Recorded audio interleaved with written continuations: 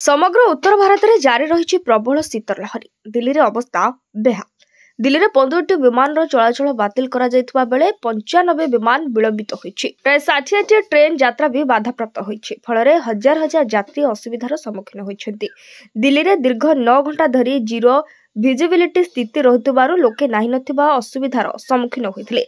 बिहार संपर्क क्रांति एक्सप्रेस और श्रम शक्ति एक्सप्रेस समेत बहु ट्रेन 6 घंटार अधिक समय धरी विलंब यात्रा करिसेंति। गतकाली इंदिरा गांधी अंतर्जातीय विमान बंदर 48टी विमान यात्रा बातिल होइतला। आज सकाळे आईजीआई विमान बंदर रे विजिबिलिटी मात्र 50 मीटर थिबा सूचना मिली। दिल्ली रे तापमात्रा 10 डिग्री सेल्सियस को खसी आसी।